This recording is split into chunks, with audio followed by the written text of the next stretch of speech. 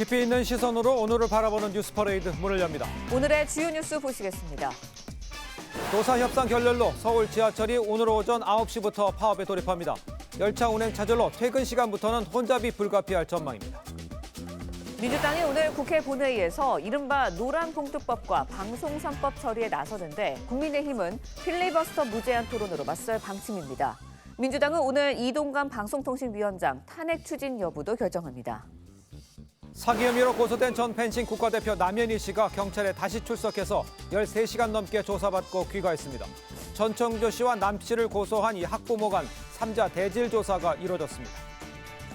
독과점의 과도한 수수료로 논란을 빚었던 카카오 모빌리티가 개편에 나섰습니다. 어떻게 변화될지 자세히 알아봅니다. 네, 저희는 잠시 뒤에 돌아옵니다.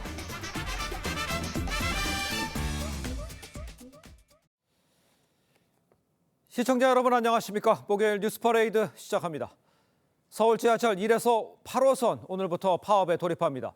서울교통공사 노조가 인력 감축안을 놓고 벌인 이 협상이 결렬된 건데 교통 대란이 우려됩니다. 현장에 나가 있는 취재 기자를 연결해 보도록 하겠습니다.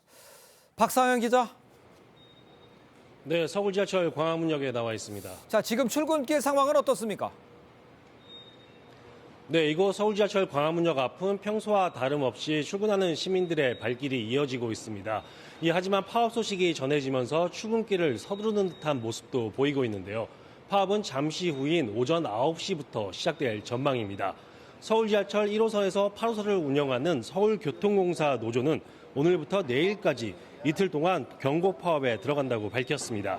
다만 출근 시간대인 오전 7시부터 9시까지는 평소 대체 인력을 투입해 평소와 같이 100% 운영한다는 계획입니다. 낮 시간대 운행률은 평소의 79% 수준이 될 것으로 보입니다. 이 문제는 퇴근길입니다. 비상대기 열차를 투입해 혼잡도를 줄인다는 계획이지만 지하철 운행 차질은 불가피한 상황입니다. 이 퇴근길에 버스 등 다른 교통수단을 이용하시는 것도 좋을 것 같습니다. 자, 그런데 노사 협상은 왜 결렬된 겁니까? 네, 서울교통공사 노조는 어젯밤 9시쯤 교섭 결렬을 선언했습니다. 이 노사 실무진이 6시간 넘게 협상을 벌여왔지만 결국 인원 감축 문제를 놓고 합의점을 찾지 못하면서 결렬이 된 겁니다. 이 사측은 경영 정상을 위해서는 인력을 줄여야 한다는 입장인데요. 오는 2026년까지 공사 전체 정원의 13% 수준인 2천여 명을 줄이는 방안을 제시했습니다. 하지만 양대 노총사나 노조로 꾸려진 연합교섭단은 사측의 제안을 거부했습니다. 이 파업이 진행되는 동안에도 사측은 노조와 대화를 계속해 지하철 운행이 조속히 정상화되도록 하겠다는 입장입니다. 지하철 5호선 광화문역에서 TV조선 박상현입니다. 오늘 오후 본회의를 앞둔 국회는 전운이 감돌고 있습니다. 민주당은 이동관 방송통신위원장에 대한 탄핵안을 준비하고 있고 쟁점 법안인 노란봉투법과 방송 3법 처리도 강행할 예정인데 국민의힘은 이에 맞서서 무제한 토론, 필리버스터를 예고하고 있어 충돌이 불가피해 보입니다. 이태희 기자의 보도입니다. 민주당은 이동관 방송통신위원장에 대한 탄핵소추안 발의를 오후 2시 본회의 직전 결정하기로 했습니다. 당초 한동훈 법무부 장관 탄핵도 거론됐지만 안건으로 오르지는 않았습니다. 대신 중대한 비위를 저지른 검사들에 대한 탄핵이 검토될 예정입니다. 탄핵소추와 관련한 검토 의견을 보고를 하셨고 반대 의견 없었습니다. 민주당은 또 파업 노동자에 대한 손해배상 청구를 제한하는 노란봉투법과 공영방송 지배구조 개편 내용이 담긴 방송 3법을 본회의에서 강행 처리할 방침입니다. 국민의힘은 무제한 토론, 필리버스터로 맞대응하겠다는 방침입니다. 이견이 첨예하게 대립되는 법안을 다수 의석으로 밀어붙인다는 측면에서 의회 폭거라고밖에 할 수 없습니다. 다만 필리버스터는 국회법상 제적의원 5분의 3 이상이 찬성하면 무력화됩니다. 민주당은 표결을 통해 토론을 강제 중단시킨 뒤 법안을 처리하겠다는 입장입니다. 여야가 본회의장 내 고성과 야유를 금지하는 신사협정을 체결한 지 보름 만에 격한 대치를 이어갈 전망입니다. TV조선 이태희입니다. 네, 국민의힘 혁신위원회가 청년 몫의 공천 비율 보장 방안을 검토 중인 것으로 알려졌습니다. 이뇨한 위원장은 민주당 이재명 대표 면전에서 정쟁을 멈추자고 했습니다. 황병준 기자의 보도입니다. 청년 할당제는 공공기관 등에서 매년 정원의 3% 이상을 청년 취업자로 뽑는 제도입니다. 국민의힘 혁신위원회가 비슷한 방식을 총선 공천 때 활용하는 방안을 논의 중입니다. 혁신위 관계자는 회의에서 청년의 정치권 진입 장벽이 너무 높다는 지적이 많았다고 설명했습니다. 경제적인 여력이 많이 부족한 청년들의 입장에서는 정치를 하는 것이 쉽지 않은데 당에서 이와 관련된 체계적인 청년 정치인 인재 육성 체계가 부족하다. 혁신위가 보수 텃밭인 대구를 찾은 건 이번이 처음으로 광주와 부산에 이은 통합행보의 일환으로 풀이됩니다. 인효환 위원장을 만난 홍준표 대구시장은 대통령 호가호위하는 세력을 정리해달라고 했습니다. 대통령은 술수를 모르는 사람이에요. 근데 그걸 이용해 먹는 세력들이 문제가 크다는 거예요. 이 위원장은 이어 김대중 100주년 기념사업 추진위 행사에 참석해 이재명 대표 면전에서 정쟁을 멈추자고 제안했습니다. 이재명 대표님, 이제 정쟁 좀 그만합시다. 그만하고 나라를 위해서 우리 같이 살자고요. 이 대표는 별다른 반응을 보이지 않았습니다. TV조선 황병준입니다. 네, 민주당 인재영입위원장을 이재명 대표가 맡기로 해 논란이 되고 있습니다. 비명계 사이에서는 사당화라는 지적과 함께 역대 가장 불공정한 공천이 될 것이라는 우려가 나왔습니다. 최지원 기자의 보도입니다.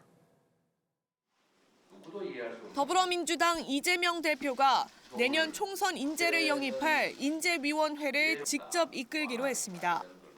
이재명 대표가 위원장을 직접 맡아 미래에 필요한 실제적 인재풀로 새로운 바람을 일으키기 위해 노력할 것입니다.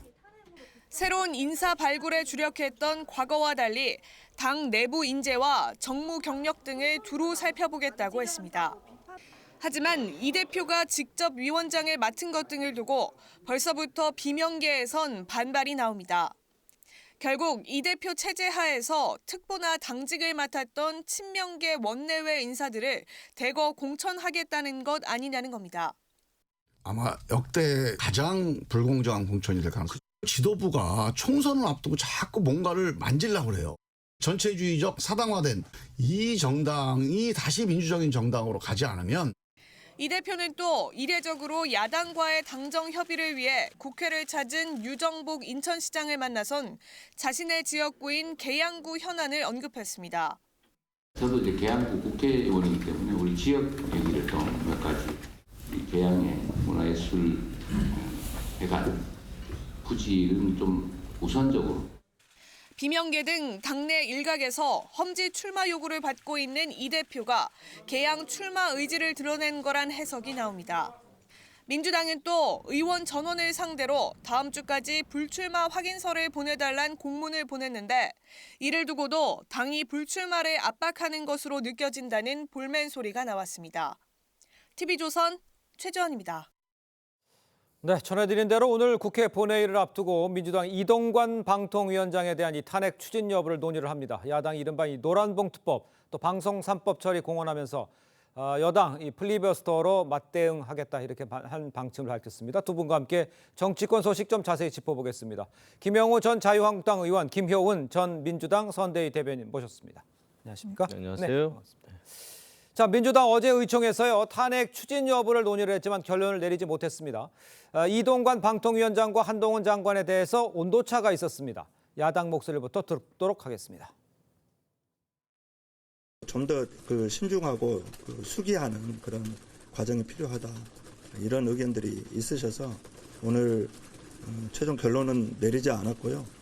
내일 의원총회에서 계속해서 토론하기로 했습니다.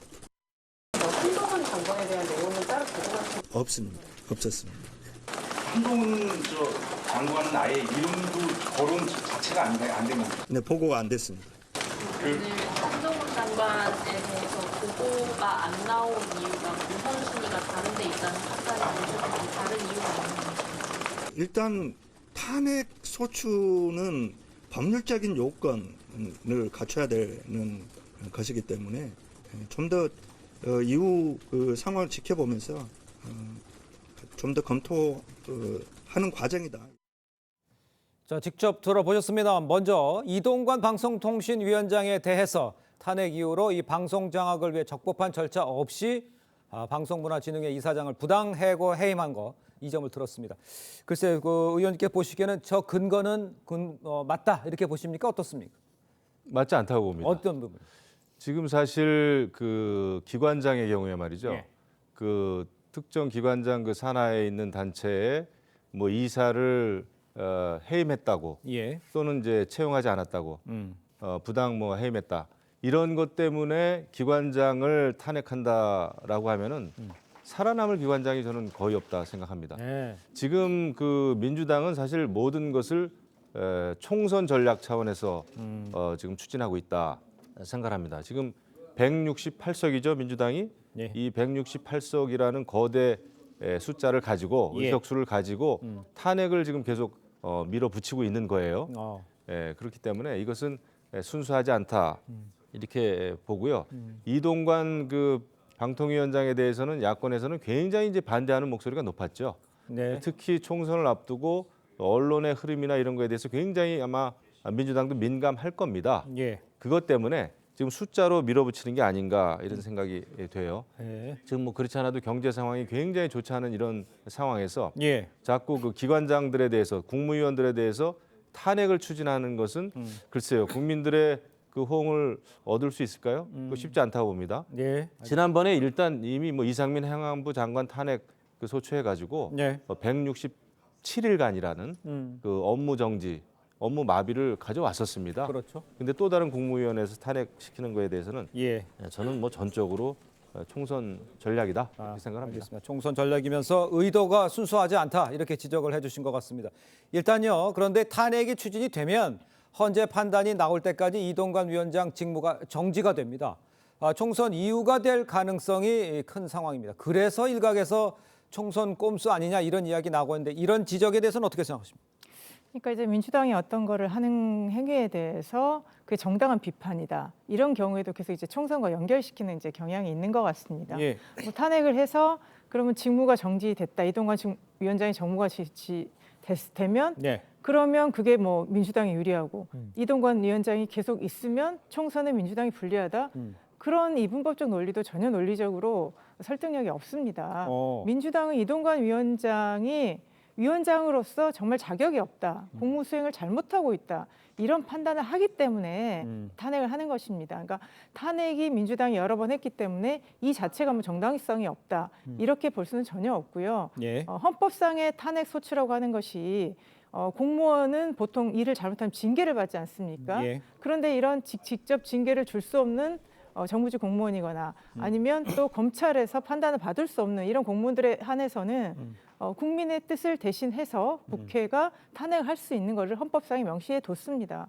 그래서 이동관 위원장의 지금 방통위 위원장으로서의 업무는 예. 뭐 민주당의 뭐 문제 지적하는 건 하나하나 말할 수가 없습니다. 뭐 EBS뿐만 아니라 MBC 여러 방송국에 대해서 예. 원칙을 무시한 그럼 이사진의 교체랄지 뭐 징계랄지 이런 것들이 너무 그 횡행하고 있는데 지금 방통위원회 위원장으로서 저는 직무를 좀 잘못 착각하고 있다고 생각하는 게 예. 여기는 이제 합의제 중앙 행정기관으로서 위원장을 포함해서 5명의 위원들이 서로 합의를 해서 결론을 내는 건데 네네. 마치 지금은 이동관 위원장 단독으로 뭔가 장관처럼 용산의 뜻을 받아서 뭔가를 마구 추진하는 그런 비민주적인 태도를 보이고 있기 때문에 예. 민주당에서 얼마든지 탄핵 사유로 볼 수 있다. 용산의 뜻을 받아서 비민주적으로 하는 이런 지적에 대해서는 어떻게 반박을 하시겠습니까? 뭐 전혀 근거는 예. 없죠. 그리고 지금 이제 불법은 아니에요. 지금 이제 방송통신위원 숫자 자체가 불가피하게 예. 이제 줄었기 때문에 지금 이제 새로 채워지지가 않은 상황에서 이제 다른 방통위원하고 같이 합의를 하고 있는 거죠. 예. 그리고 이제 이동관 그 위원장이 3달 동안 만약에 탄핵 소추 때문에 발이 묶인다, 역할을 할 수 없다고 하면은 총선에 지대한 그러니까요. 영향을 줍니다. 이 선거라고 하는 것은 여론전이고 또 여론의 상당 부분에 영향을 미치는 것이 이 뉴스입니다. 네. 방송이고 언론이고 통신입니다. 예. 이런 상황에서 그것을 관장하는 이동관 그 방송통신위원장이 업무를 못한다. 이것은 그 선거에 절대적이죠. 가짜 뉴스가 횡행을 하고 예. 그냥 근거 없는 언론 보도가 이루어진다고 해도 이것을 어떤 그 관리 감독할 수 없다라는 것은 뭐 야당에게는 굉장히 유리하다고 이제 생각을 하는 모양이죠. 예. 그러다 보니까 탄핵 소추 굉장히 정치적인 행위입니다. 일반적인 검찰에 대한 고소 고발도 아니고 이 국회에서 그러니까 다수 의석을 가지고 탄핵 소추를 한다는 것은 정치적인 총선 행위다 생각합니다. 또 한 명 한동훈 장관에 대해서는 오늘 결정을 내리겠다는 거예요. 그것도 2시에 낸다는 얘기잖아요. 한동훈 장관에 대해서는 어떻게 생각하십니까 지금 민주당과? 이제 한동훈 장관의 문제점에 대해서는 이제 작년 정부 출범할 때부터 예. 계속 문제 제기를 했었죠. 예. 특히 뭐 이재명 대표와 민주당 인사에 대해서 그 법적으로 진행되는 문제들에 대해서 너무 많은 것들을 공표하는 것이 아니냐 예. 이런 문제뿐만 아니라 법무부 장관이 굉장히 너무 주도적으로 뭐 정부를 운영하는 이런 부분에 대해서 문제제기가 많이 있었습니다. 예. 그런데 이제 한동훈 장관과의 이 문제점은 사실 국민들이 다 알고 있음에도 불구하고 예. 또 한동훈 장관이 갖고 있는 그 무게감 때문에 마치 뭐 민주당이 정치적으로 뭔가 탄핵하는 것이 아니냐 이런 또 정치적인 오해를 살 수 있기 때문에 예. 아마 이제 이동관 위원장하고는 좀 분리해서 생각하는 것이 바람직하다 이렇게 보는 것 같은데요. 예. 근데 저는 민주당이 추진하는 탄핵은 문제를 너무 이게 마치 민주당은 야당이니까 뭐 발목을 잡기 위해서 한다 이런 식의 이분법적으로 볼 것이 아니라 저는 사안 대상자 한 명 한 명에 대해서 구분해서 보는 게 바람직하고요. 민주당이 모든 지금 국무위원들을 탄핵하자고 하는 거 아니지 않습니까? 아니고요. 이동관 위원장은 지금 만약에 민주당이 총선에 유리하기 위해서 발을 묶어놓기 위해서 탄핵을 한다. 예. 그러면 이게 민주당에 유리할까요? 오히려 거꾸로 왜 이동관 위원장의 탄핵 문제에 대해서 오히려 여당이 민감한 게 방통위원장이 이거를 쥐고 오히려 총선에 여당에 유리하도록 방송을 장악하는 것이 아닌가 하는 그 우려가 더 큰 것 같습니다. 그게 이제 민주당의 시각이다 이렇게 이해를 좀 하도록 하겠습니다. 일단요 민주당 오늘 본회의에서 이른바 노란봉투법과 방송 3법 이 강행 처리하겠다는 방침입니다. 국민의힘 필리버스터로 맞대응하겠다고 나섰습니다. 여야 입장을 함께 들어보도록 하겠습니다. 우리 당은 필리버스터를 통해 국민들께 두 법안을 통과시킬 수 없는 이유를 상세히 설명드리고 끝내 민주당이 단독 처리를 감행한다면 대통령께 거부권 행사를 건의드릴 예정입니다. 저희들도 같이 필리버스터 참가해서 하되 24시간 경과 이후에 저희가 끊을 수 있거든요. 179석이 있으면 그렇게 해서 한 5일 정도 걸릴 것 같습니다. 9일부터. 자, 필리버스터로 맞서긴 하겠다고 했습니다만 지금 얘기하신 대로 뭐 179석만 있으면 5분의 3 되면 또 막을 수 있다는 거 아니에요? 이 상황을 어떻게 결론이 날까요? 그러니까 이제 모든 거를 지금 민주당이 국회에서는 좌지우지할 수 있습니다. 예. 그러니까 여당이 지금 국민의힘이 필리버스터에 나선다고 하더라도 민주당이 지금 168석이에요. 거기다가 이제 야권, 뭐 이제 정의당 등 야권의 그 의원들까지 합세를 하면은 제적 5분의 3을 넘깁니다. 그러니까 그렇게 되면은 이제 국민의힘이 필리버스터를 한다고 하더라도 결국은 필리버스터 종료하게 된다. 그 다음에는 이제 국회 본회의에서 통과가 된다면 이제 대통령의 그 법률안 거부권 이것을 행사할 가능성도 있겠죠. 지난번에 양곡관리법이나 이제 간호법도 거부를 했는데요. 이것은 상황을 지켜봐야 될 것 같습니다. 아무튼 뭐 민주당은 지금 숫자로 거세게 지금 밀어붙이고 있어요. 알겠습니다. 그런 상황입니다. 자, 다음 소식도 짚어보겠습니다. 국민의힘 인용환 혁신위원장 연일 광폭 행보 이어가고 있죠. 어제 대구를 찾아서요 홍준표 시장을 만났습니다. 이 모습을 보고 이야기를 이어가겠습니다. 사고는 엉뚱한 사람이 저질렀는데 박사님이 수습하느라 고생 많으셨고 한 수 배우러 왔습니다. 윤석열 정도 들어가서 포잡들이 너무 설쳐요. 대통령하고 거리가 좀 가까웠다고 그 사람들이 설치는 바람에 당이 지금 위계조치가 다 깨지고 대파이 돼버렸어요. 대통령의 호가호위하고 이용해먹고 혁신위해서 정리를 좀 해줬습니다. 네, 명심하겠습니다. 네, 홍준표 시장은 인용환 위원장을 만나서 대통령을 이용하는 이 듣보잡, 이 호가호위 세력 이렇게 정리해야 된다 이런 쓴소리를 냈습니다. 홍 시장이 얘기한 이 정리해야 될 세력은 누구라고 생각하십니까? 네, 그 말씀드리기 전에 일단 인용환 그 위원장은 무조건 지금 듣는 자세를 취하고 있어요. 저는 그거 경청하는 자세 자체는 굉장히 옳다, 좋다 이렇게 생각을 하는데 그 홍준표 시장이 이제 그런 얘기를 했습니다. 대통령은 앞뒤 다른 사람이 아닌데 그걸 이용하는 이제 정치인들이 있다, 예. 듣보잡들이 있다, 나라를 농단하고 있다. 이게 농단이라는 표현까지 아주 강한 표현까지 썼습니다. 그러니까요. 그러니까 아마 정치 과정에 있어서 이제 홍 시장 입장에서 봤을 때 그 대통령하고 특별히 가깝다고 하는 이제 정치인들, 의원들이 이것은 대통령의 뜻이다, VIP의 뜻이다.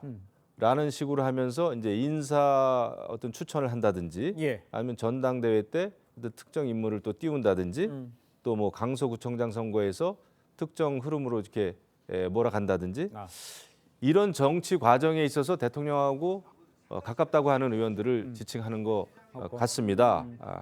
그다음에 이제 듣보잡이라는 얘기도 하는데 그렇게 봤을 때는 이게 뭐 다선 의원들만 이야기하는 것이 아니라 굉장히 이게 정치 신인 뭐 초선들인데도 VIP 뜻이다, 예. 대통령의 뜻이다라고 하면서 이제 정치적인 발언들을 했던 그런 정치인들을 싸잡아 가지고 홍 시장이 이렇게 겨냥한 게 아닌가 이런 생각이 듭니다. 알겠습니다. 일단요, 홍 시장은 또 이준석 대표가 비례정당만 창당을 해도 10석 가까이 얻을 수 있다면서 신당 창당 가능성 높게 봤죠. 반면 인 위원장은 이제 끌어안겠다, 중책을 주겠다. 이렇게 하면서 끌어안겠다는 이런 얘기를 했습니다. 글쎄 어떤 자리를 얘기하는 것인지 또 이준석 대표는 이런 상황에서도 그냥 밀고 갈지 어떻게 보세요? 그러니까 인유한 위원장은 지금 당의 혁신위원장 입장에서 통합을 제일 먼저 얘기했지 않습니까? 그리고 1호 뭐 혁신이 의안 안으로 소위 말하는 사면, 이제 징계 철회까지 이렇게 했습니다. 그러면 윤유한 위원장 입장에서는 어쨌든 국민힘이 화합을 해서 가야 되기 때문에 최대한 이준석 그 전 당대표를 끌어안는 모습을 보일 수밖에 없는 거고요. 그렇죠. 이 생각이 뭐 국민의힘이나 용산의 다수의 생각과는 무관하더라도 인유한 위원장은 계속 이런 입장을 보일 거고요. 지금 이제 이준석 전 대표 같은 경우는 신당을 만들 수밖에 없다라는 걸 계속 얘기를 하고 있습니다만 최근에 인유한 위원장한테 하는 어떤 거친 발언이나 뭐 안철수 의원과의 이런 그 해프닝 등이 보면 상당히 또 입지가 좁아지고 있는 것도 사실입니다. 그런데다가 홍준표 의원도 아예 무슨 돌아오겠냐, 아니다라고 이렇게 약간 선을 긋는 것이 있기 때문에 이준석 대표가 지금 선택하는 것이 상당히 어려워지고 있습니다. 그럴수록 오히려 인유한 위원장은 통합하겠다, 다시 당으로 돌아와라 이런 메시지를 보내는 것 같고요. 또 일각에서는 그러면 이준석 전 대표가 작년에 그렇게 수모를 겪고 쫓겨났는데 돌아올 때 작은 걸 가지고 어떻게 돌아올 수 있겠냐. 최소한 선대위원장이든 아니면 그에 준하는 준하는 총선을 좀 이준석의 얼굴이랄까요? 전면은 아니더라도 뭔가 이준석의 정치를 내걸고 국민의힘을 끌고 나갈 때 이준석 전 대표가 돌아올 수 있을 것 같은데 과연 지금 국민의힘이나 용산이 거기까지 양보할 수 있을까? 그건 또 별개 문제인 것 같습니다. 그러게요. 알겠습니다. 좀 지켜보죠. 자, 이런 상황에서 앞서 혁신위의 중진 험지 출마 권고에서 당내에서 큰 응답은 없었습니다. 그런데 오선의 주호영 의원이 글쎄요, 이제 대구에서 마무리하겠다 이런 뜻으로 봤어요. 불출마를 얘기하는 겁니까? 아니면 반대를 강하게 주장한다고 봐야 됩니까? 저는 아직은 모른다고 봅니다. 그렇습니다. 근데 주호영 의원 같은 경우에는 뭐 그 TK 쪽에 맹주죠. 지금 오선이고, 원내대표도 이제 역임을 했고, 뭐 짧은 기간입니다만 이제 비대위원장도 될 뻔했고 그렇습니다. 이런 상황에서 중진 의원들의 그 불출마나 험지 출마는 저는 초읽기에 이미 들어갔다 생각을 합니다. 그렇군요. 이미 이제 민주당 쪽에서는 박병석 전 이제 국회의장께서 이제 불출마 선언을 했는데 이제는 시간이 갈수록 그 총선에 있어서 그런 불출마 저는 이어질 거라고 봅니다. 시간의 문제인데 그러면서 이제 양쪽에서 어떤 그 개혁 경쟁이 일어날 텐데요. 그게 보통 한 11월 중순쯤 지나면 가시화되지 않을까 이런 생각이 되는데 누가 불출마를 최초로 선언하느냐 이것도 중요하고 그 이후에 또 어떤 인물들이 불출마를 이어가느냐 굉장히 중요하죠. 역대 총선 직전 보면 다 그런 일이 있었거든요. 알겠습니다. 자, 이런 상황에서 이제 인유한 위원장 어제 오후에 김대중 100주년 기념사업 추진위원회 행사에 참석을 했습니다. 민주당 이재명 대표 면전에서 이런 말을 했습니다. 함께 들어보겠습니다. 1994년에 정계를 떠난 김대중 선생님을 제가 처음으로 앉아서 독대를 했습니다. 만나자마자 제가 전두환 대통령은 살아계시지 않냐? 왜 선생님 보복 안 합니까? 걸쭉한 말씀으로 임 원장, 보복이라는 것은 못 쓴 것이요. 좀 이재명 대표님 이제 정쟁 좀 그만합시다. 그만하고 나라를 위해서 우리 같이 살자고요. 감사합니다. 자, 직접 들어보셨습니다만 이런 전라도 사투리 글쎄 성대모사까지 하면서 이재명 대표를 향해서 정쟁 그만하자 이렇게 말을 했습니다.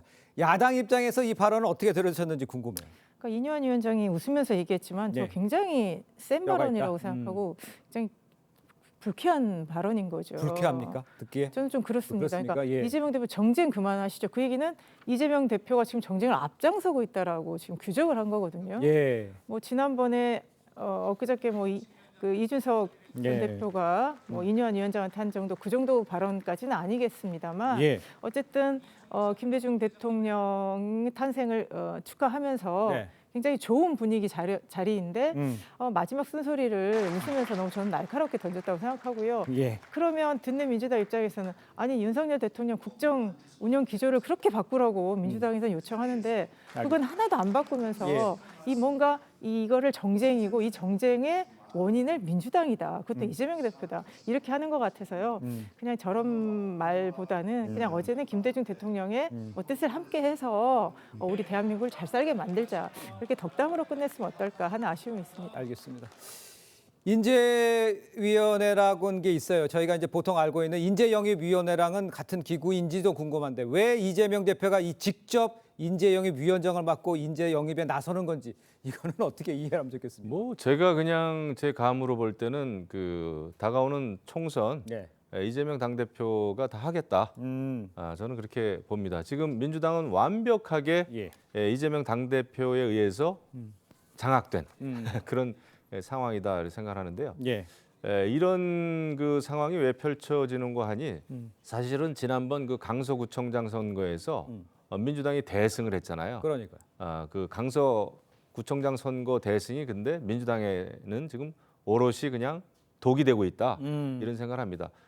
구청장 선거에서 이기는 바람에 민주당은 사실은 총선 이기기 위해서는 많은 그 변화와 혁신을 해야 됩니다. 네네. 그것은 민주당뿐만 아니라 국민의힘도 마찬가지인데 예. 사실 국민의힘은 지금 애를 쓰고 있습니다. 지금 그 이뇨한 혁신위원장이 광폭 행보를 하고 있잖아요. 사실상에 저는 그 혁신 비대위원장 역할을 좀 하고 있다 생각을 하는데 그거에 비해서 민주당은 지금 내각 총사퇴를 들고 나오지 않았습니까? 그렇죠. 이재명 당대표가 분명히 내각 총사퇴해야 된다 얘기를 했습니다.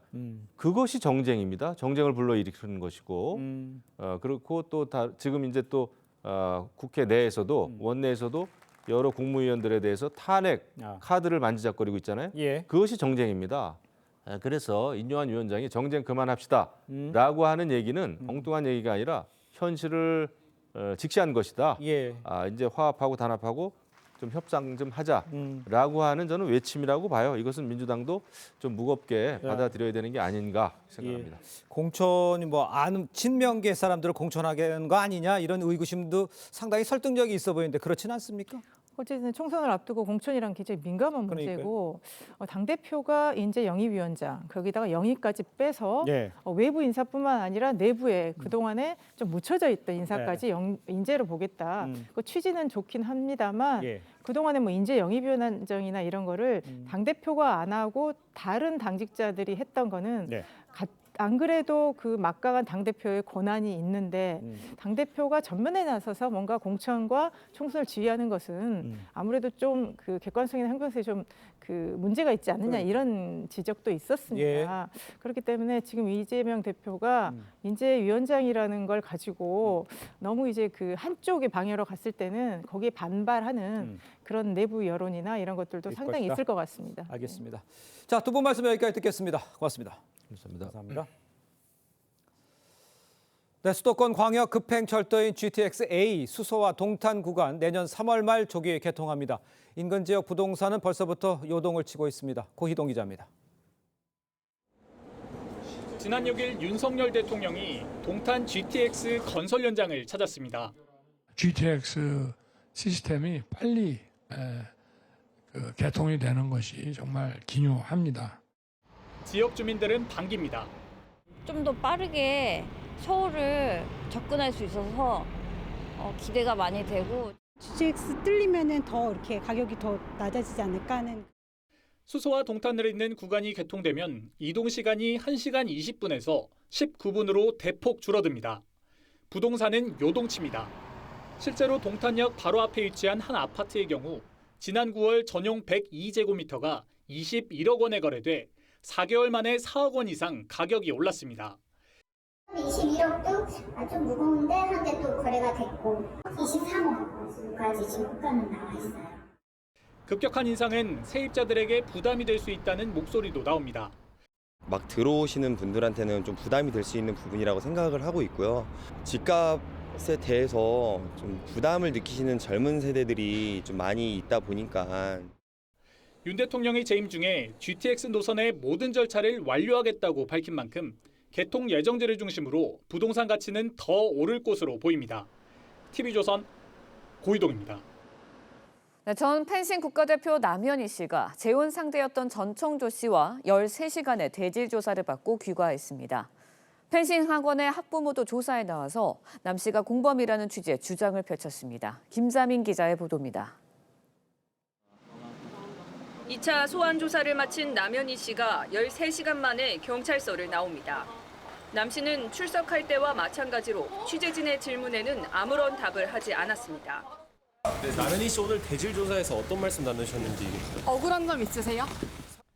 남 씨는 대질 조사에서 전청조 씨를 마주하자 뭘 쳐다보냐고 따진 것으로 전해집니다. 전 씨는 남 씨가 사기 행각을 알고 있었다고 진술했습니다. 전청조 씨는 그 사기 범행에 대해서 올해 그 3월경 즈음부터 이미 남현희 씨가 다 알고 있었다는 취지로 응답을 하셨고. 이번 조사에선 남 씨와 전 씨, 그리고 남 씨를 고소한 펜싱학원 학부모의 3자 대면이 이뤄졌습니다. 전 씨와 학부모는 남 씨가 공범이라는 취지로 진술했고 남 씨는 의혹을 부인한 것으로 알려졌습니다. 경찰은 이번 주 전 씨를 검찰에 송치한 뒤 대질 조사 내용을 토대로 남 씨에 대한 수사를 마무리할 계획입니다. TV조선 김자민입니다. 네, 법원이 오는 13일부터 이재명 대표의 위증교사 혐의 재판 병합 여부를 논의합니다. 병합 여부에 따라 선고 시점이 크게 늦어질 수도 있어서 이 대표 측과 검찰이 팽팽하게 맞서고 있습니다. 윤슬기 기자의 보도입니다. 이재명 민주당 대표는 2002년 선거법상 허위사실 유포 혐의로 재판을 받던 중 증인에게 위증을 요구한 혐의로 지난달 16일 기소됐습니다.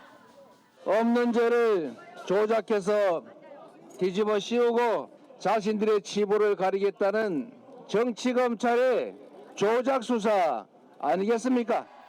이 대표 측은 위증교사 재판을 대장동 백현동 재판과 함께 심리해달라는 의견서를 재판부에 냈습니다. 동일인의 사건의 경우 형법상 병합이 원칙이고 방어권 보장 차원에서도 필요하다는 게 이유입니다. 검찰은 바로 위증교사 재판은 따로 해달라는 반박 의견서를 제출했습니다. 검찰 관계자는 위증교사 사건은 이미 병합된 대장동 백현동 사건과 관련성이 없다고 설명했습니다. 이 대표가 서울중앙지법 형사 33부에서 받고 있는 재판은 대장동 위례신도시와 성남FC 불법 후원금, 백현동 특혜와 위증교사 4건입니다. 위증교사를 제외한 3건은 이미 재판이 병합된 상태입니다. 위증교사 사건은 비교적 단순해 내년 총선 전에 1심 선고가 나올 가능성이 크지만 다른 사건과 병합되면 2, 3년이 걸릴 수 있다는 관측이 법조계에선 나옵니다. 서울중앙지법은 오는 13일 위증교사 사건의 공판 준비기일을 열고 재판 병합 여부를 논의할 것으로 보입니다. TV조선 윤슬기입니다. 자, 전해드린 대로 이재명 대표 위증교사 사건의 재판 병합 여부 오는 13일부터 논의에 들어갑니다. 네, 관련 내용 정혁진 변호사, 전수미 변호사와 함께 자세히 짚어보도록 하겠습니다. 안녕하십니까? 안녕하세요. 자, 먼저 리포트에서 보셨습니다만 이 대장동, 성남FC, 백현동 재판 이미 병합이 돼 있고요. 이 위증교사 사건 여기에 더하느냐 마느냐 요 쟁점 상황입니다. 위증교사를 더하느냐 마느냐 왜 중요한 상황인지 좀 설명을 해주세요. 일단은 재판은요. 승패가 있는 거예요. 그렇기 때문에 당연히 결과가 제일 중요하죠. 하지만 또 중요한 게 있는데 그게 뭐냐면 시간이거든요. 제가 예컨대 그 소송을 제기했는데 100억을 승소했다고 쳐도 제가 죽은 다음에 승소하면 그게 무슨 의미가 있겠습니까? 그런데 대장동은요. 제가 봤을 때 단군 이래 우리나라 역사상 최대 비리 사건 중에 하나예요. 백현동도 만만치 않게 큰 비리입니다. 거기에다가 성남 FC도 뭐 간단해 보이지만 100억이 넘는 뇌물 사건이란 말이죠. 그런데 이렇게 세 개를 병합해서 심리하는 게 과연 적절한 것인가 많은 사람들 의문 하지 않습니까? 우리나라 지금 법원이 어떤 법원이냐면 윤미향 사건 같은 어떻게 보면 단순한 사건도 3년 넘게 끌고 있는데 이렇게 어마어마한 사건을 세 개씩이나 병합을 해서 심리를 하겠다? 그렇게 법원이 실력이 있나? 저는 그것부터가 사실은 의문이고요. 그런데 이런 상황에서 여기에 위증죄까지 병합을 하겠다? 그럼 결국 실질적으로 재판을 제때 하지 않겠다는 그런 의미가 아닌가. 더군다나 이 사건은 시점에 정치적 의미도 있다고요. 왜냐하면 만약에 이재명 대표 내년에 출마하지 않겠습니까? 그런데 결국에 가가지고 하나라도 유죄가 확정이 된다라고 하면 그건 어떤 의미입니까? 그 유권자들이 범죄자를 뽑은 그런 의미가 되는 거 아니겠습니까? 그런 의미를 피하기 위해서라도 그 다음에 본인도 조금 전에 이렇게 보였지만 본인이 억울하고 무죄다라고 그렇게 주장을 하고 있는데 빨리 하나라도 무죄다라고 한 것들을 입증하는 것이 필요하지 이렇게 병합해가지고 시간을 질질 끄는 것에 대해서 어떤 누구도 이 법원의 그 결정에 대해서 그렇게 동의할 거라고 저는 생각이 되지가 않습니다. 시간을 끌 수 있다는 주장에 대해서 이재명 대표 측은 방어권 보장 차원에서 병합이 필요하다 이렇게 이야기를 하고 있거든요. 병합을 하면은 방어권이 보장이 실질적으로 되는 건가요? 네, 왜냐하면은 우선은 기본적으로 대한민국 헌법상의 무죄 추정의 원칙이 있고 이제 피고인의 방어권이 기본적으로 보장이 되어 있는 데다가 형법상 이제 바로 이런 가중주의를 채택을 하고 있거든요. 가중주의라가 뭐냐면 여러 죄를 저지른 이제 경합범을 처벌할 때 각 죄를 따로 선고하지 않고 가장 중앙죄에 대해서 정한 형을 기준으로 가중해서 처벌하는 거를 바로 이제 가중주의라고 합니다. 그래서 이거에 근거해서 하나의 피고인으로서는 하나의 형으로 선고받는 게 유리하기 때문에 방어권 보장을 규정한 형법 취지에 따라 재판을 합치는 게 맞고요. 두 번째는 바로 재판의 효율성입니다. 왜냐하면 서울중앙지법 역시 백현동과 위증교사 모두 기존의 대장동 재판을 맡고 있는 이제 형사 33부로 이제 배당을 했는데 이제 병합을 하려는 취지로 좀 그게 보이고요. 무엇보다 어떠한 재판에 있어서 중복되는 증인이나 이제 사실 그거를 좀 막고 그다음에 사실관계를 하나로서 좀 확정을 하기 위해서라도 그러니까 결국엔 재판의 효율성을 위해서라도 이런 병합 자체는 좀 필요하다고 봅니다.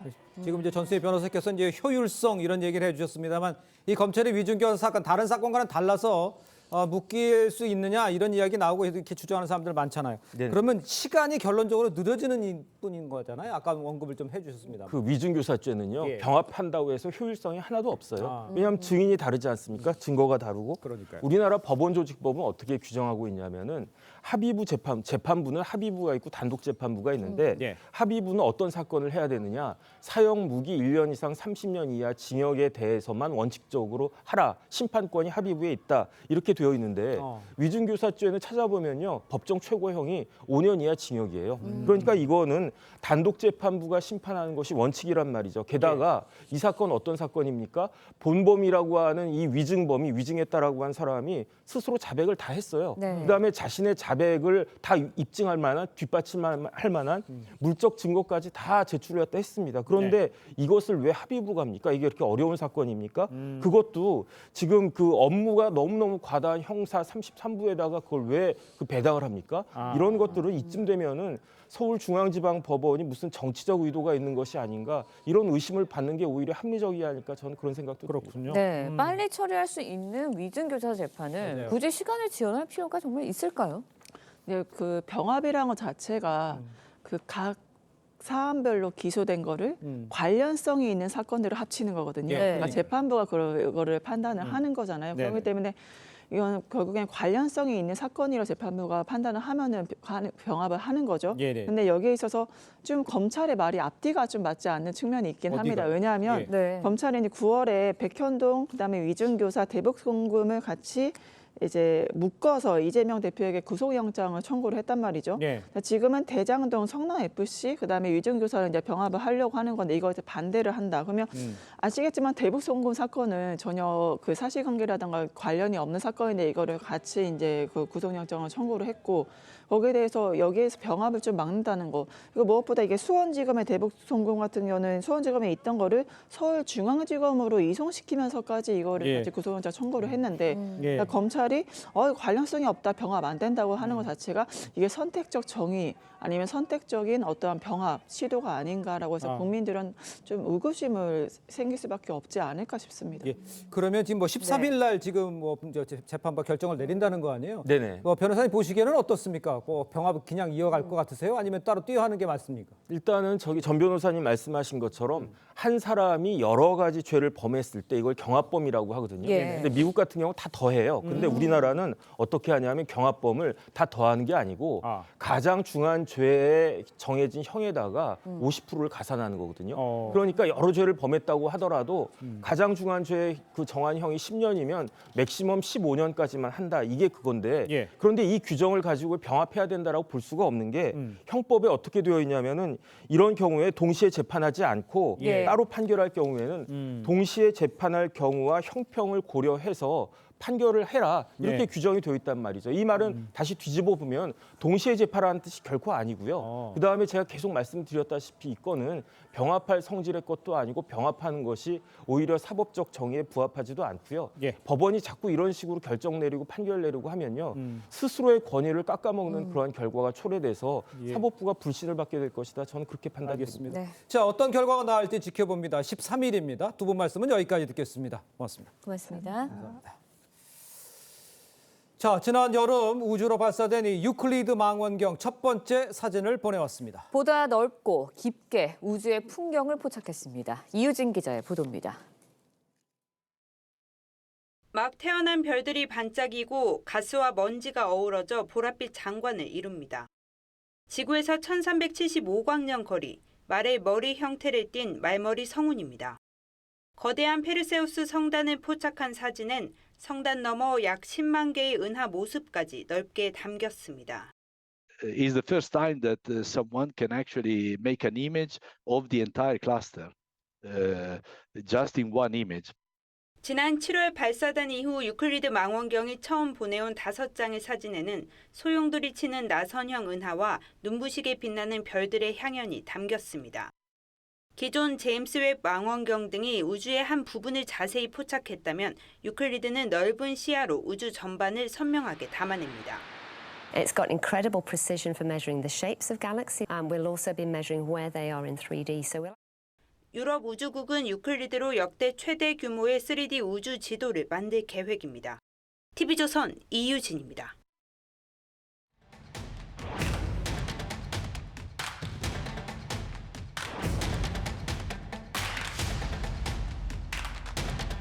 이 카카오의 그 택시에 대한 이 행포는 매우 부도덕합니다. 독과점의 그 어떤 부정적인 행위 중에서도 아주 부도덕한 행태니까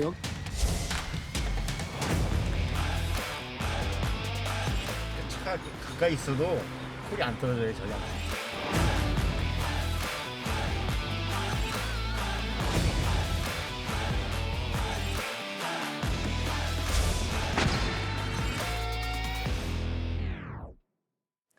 네, 독과점의 이 과도한 수수료로 논란을 빚었던 이 카카오 모빌리티 개편에 나섰습니다. 네, 소비자들에게 어떤 혜택이 생기는지 산업부 장혁수 기자와 함께 자세히 이야기 나눠보도록 하겠습니다. 안녕하세요. 안녕하세요.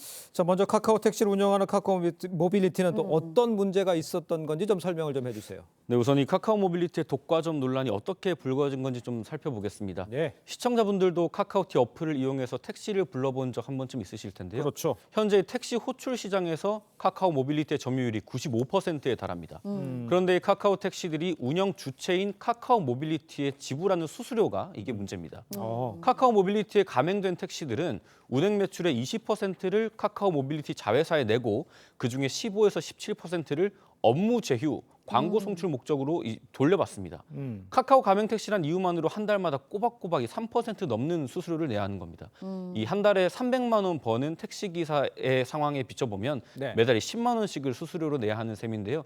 이게 좀 장거리 운전을 몇 회 해야지 손에 쥘 수 있는 돈이다 보니까 네. 택시기사들로선 좀 아쉬움을 표하고 있습니다. 네. 카카오가 아닌 뭐 우티나 다른 택시 호출 어플 같은 경우에는 수수료가 2.5% 수준으로 카카오보다는 낮습니다. 네, 정리를 해보면 수수료가 불만이라는 건데 수수료가 불만이면 가맹을 해지하면 되지 않습니까? 네, 그런 의문이 당연히 들 텐데 이 카카오가 그동안 본인들과 가맹되지 않은 택시는 이 호출에서 배제한다는 차별 문제가 좀 제기돼 왔습니다. 실제로 공정거래위원회가 지난 2월에 카카오 블루에 코를 몰아준 혐의로 카카오 모빌리티에 과징금 271억 원을 부과하기도 했는데요.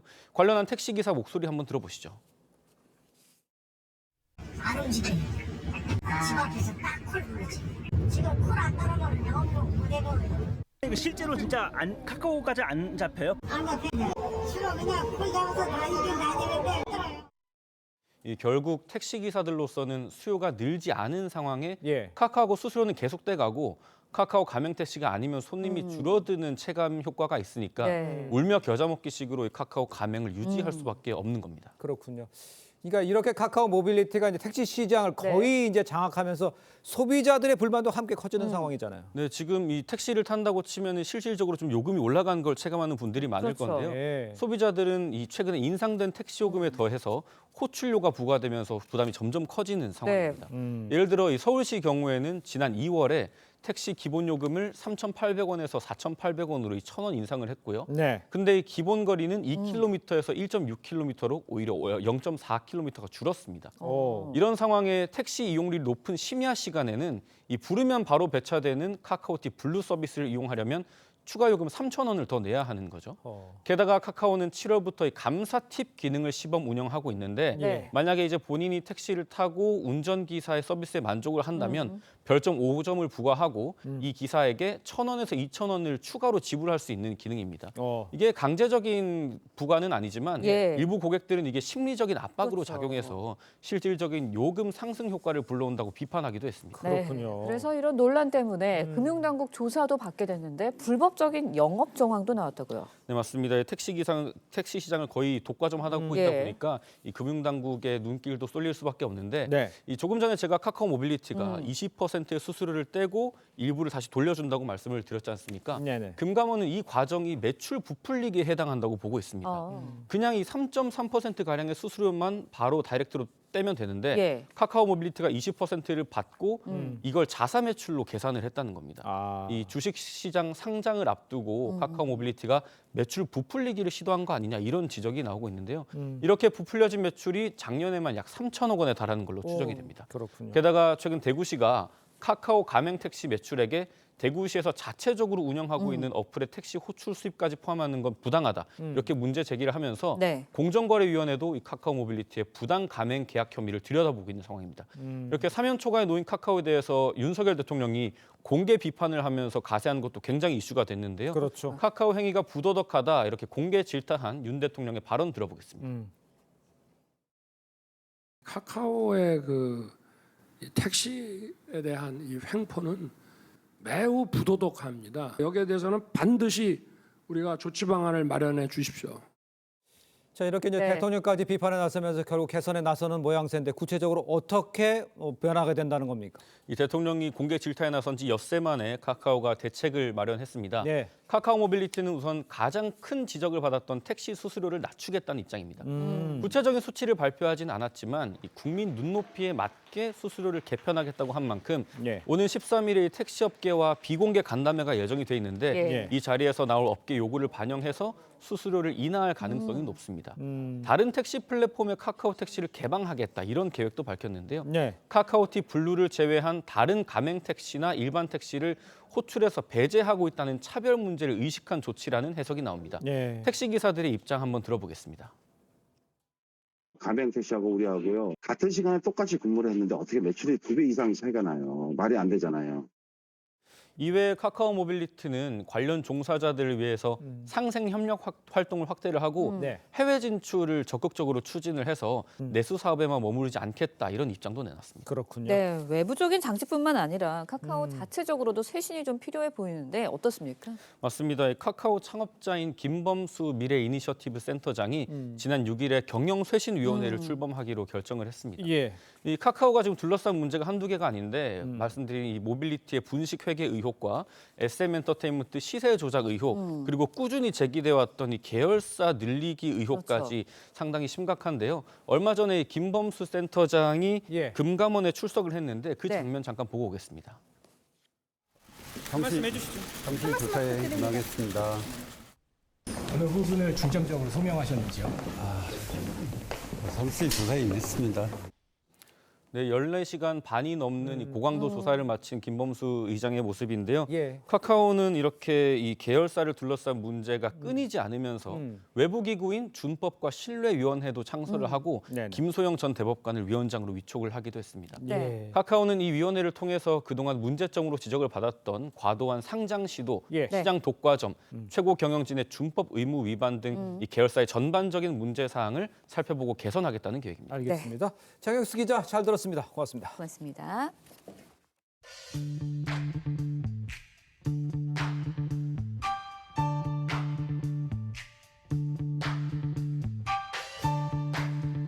네, 렌즈에 담긴 그 순간 그 의미를 짚어보는 시간이죠. 사진 기자가 선택한 아침의 한 장입니다. 오늘은 조선일보 사진부 고운호 기자와 함께합니다. 안녕하세요. 안녕하십니까. 오늘 아침에 볼 사진 어떤 건가요? 네, 오늘 볼 사진은 생쥐의 시신경을 20배 확대한 사진입니다. 현미경 사진 공모전 니콘 스몰월드 수상작이 발표됐습니다. 예술적인 과학사진들 함께 보시죠. 올해의 현미경 사진 1위를 차지한 생쥐의 시신경입니다. 눈 망막 뒤로 성상세포와 수축선 단백질, 망막 혈관 구조가 별처럼 보입니다. 곰팡이처럼 보이는 이 사진은 성냥개비 머리가 마찰면을 긁으면서 불꽃이 생기는 순간입니다. 분홍색 하트 무늬가 돋보이죠. 사진만 보면 아름답지만 유방 암세포를 확대 촬영한 겁니다. 올해로 49회를 맞이한 현미경 사진 공모전은 자연과 생명의 소중함을 일깨우기 위해 매년 열리고 있습니다. 네, 현미경으로 들여다보는 작은 세계가 경이로운데요. 이런 사진은 어떻게 찍게 되는 건가요? 네, 카메라가 달린 현미경이 필요합니다. 먼저 촬영할 피사체를 정하고 10배에서 4000배 사이의 다양한 배율로 대상을 살핍니다. 이 작은 세계도 얼마나 확대해서 보는지, 어디에 초점을 맞추는지에 따라 이미지가 천차만별입니다. 현미경에 카메라가 없어도 저반 렌즈에 휴대폰 카메라 렌즈를 갖다 대면 촬영할 수 있습니다. 현미경 사진으로 과학 연구의 예술성까지 추구하는 쪽으로 영역이 확장되고 있습니다. 네, 우리가 모르는 미지의 세계가 단순히 먼 곳에 있는 것 같지는 않습니다. 지금까지 아침의 한 장이었습니다. 오늘은 추위가 잠시 주춤하겠습니다. 현재 서울의 기온이 6도로 어제보다 4도 정도 높은데요. 한낮에도 17도까지 오르며 예년 기온을 3도가량 웃돌겠습니다. 오늘 오후부터 중부지방을 중심으로 비가 내리겠습니다. 예상되는 비의 양은 제주도에 최대 50mm, 전남과 경남에 5에서 30, 수도권 등 그 밖의 대부분 지역에서는 5mm 안팎이 예상됩니다. 중부지방은 오늘 밤까지, 남부지방은 내일 오전까지 비가 내리겠습니다. 오늘 오전까지 내륙 지역에 안개가 끼는 곳이 있겠습니다. 또 오후에는 서해안에 바람이 강하게 불겠습니다. 한낮 기온 살펴보겠습니다. 서울이 17도, 대전 20도, 대구 21도가 예상됩니다. 비가 그친 뒤 날이 더 추워지겠습니다. 주말에는 서울이 기온이 영하권으로 뚝 떨어지니까요. 추위 대비 잘해주셔야겠습니다. 날씨였습니다. 네, 이상으로 목요일 뉴스 퍼레이드 마칩니다. 네, 저희는 내일 아침 7시 30분에 다시 찾아뵙겠습니다. 시청해주신 여러분 고맙습니다.